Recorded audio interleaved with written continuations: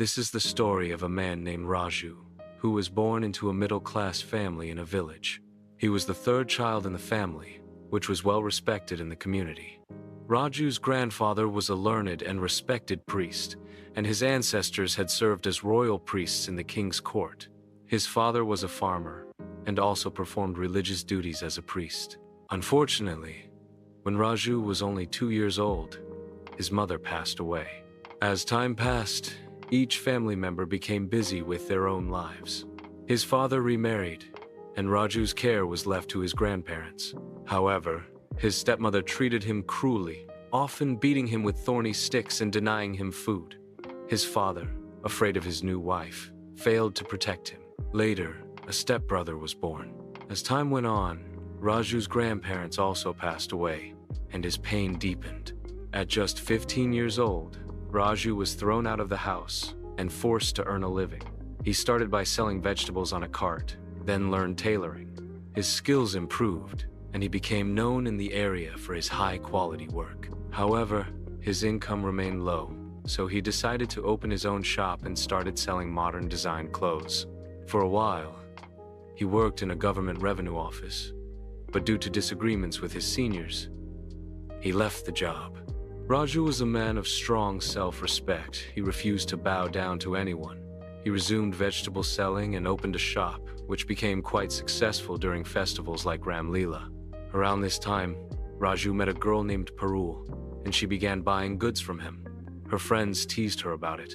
Eventually, marriage discussions began, but on the condition that Raju would live with Parul's family as a gar jamais, resident son-in-law. Raju refused this condition and made it clear he would marry Parul only if they lived separately.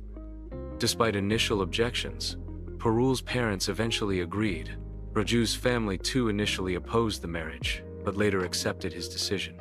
His father had arranged another marriage for him without his consent, but Raju refused and chose Parul. The two had a grand wedding.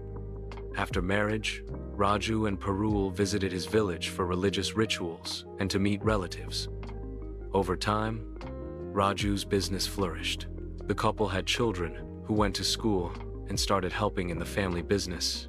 Raju arranged the marriage of his eldest son, who opened his own vegetable stall. One day, while traveling to buy vegetables, Raju met with an accident.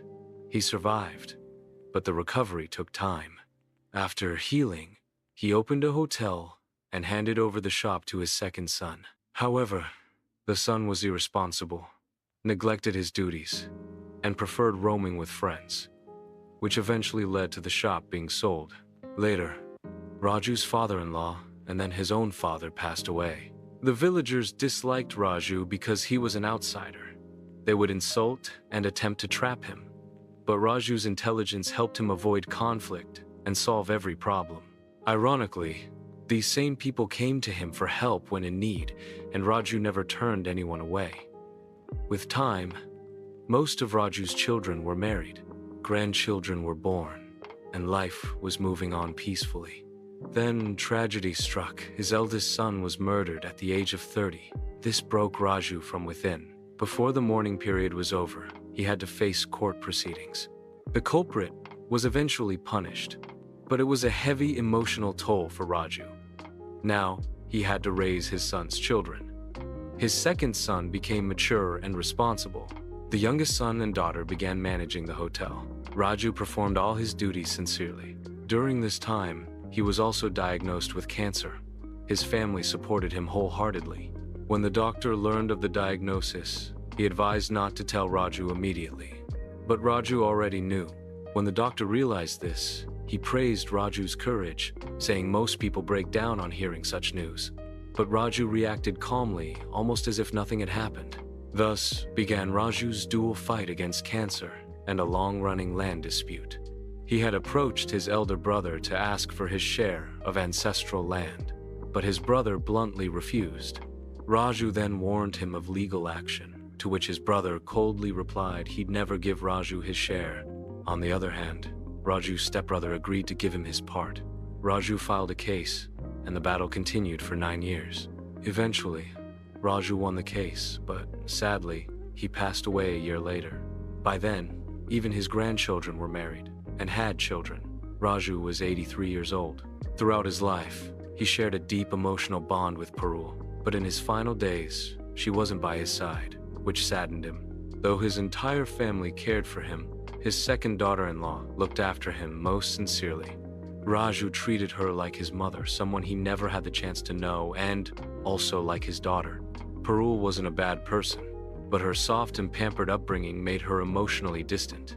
After Raju's death, she regretted not being there for him.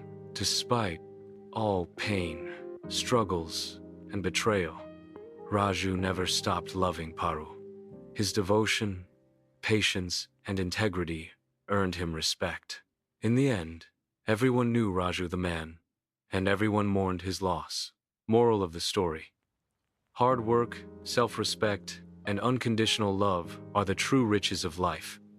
With courage and patience, one can overcome any hardship